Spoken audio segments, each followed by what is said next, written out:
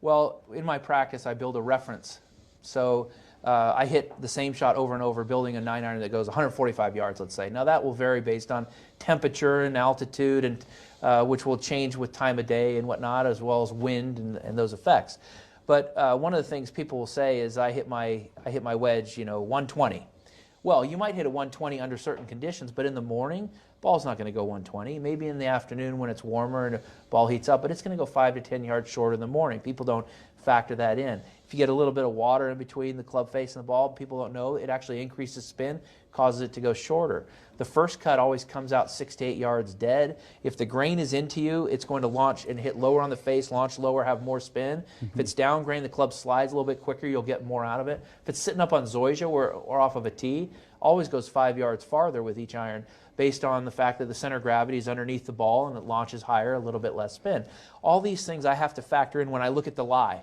Okay, how is the lie and how is the ball going to come out relative to my 145 9-iron? Now, that's 10 off a stock, so I have a normal swing, right, and then I have a second swing for every iron shot, and it's a little bit shorter backswing with the same acceleration.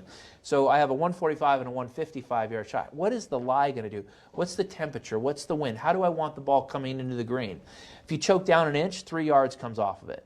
1 degree aloft is 3 yards. So if you open the face a degree, that's 3 yards. So if I have a reference of 145, I want it to fly 142, I can choke down an inch. It'll come in a little bit lower, a little bit flatter, and release. Or I can just open it up and hit a little bit of a cut. That'll be 3 yards, but it'll back up. All these variables, I'll process like that when I look at the lie and assess the situation, see what kind of grass it is. And those are the nuances that allow me to be so precise with my wedges and my short irons and my distance control. Right. And that's why iron play has been such a strength for my game, is that I'm able to be precise to within a yard or two.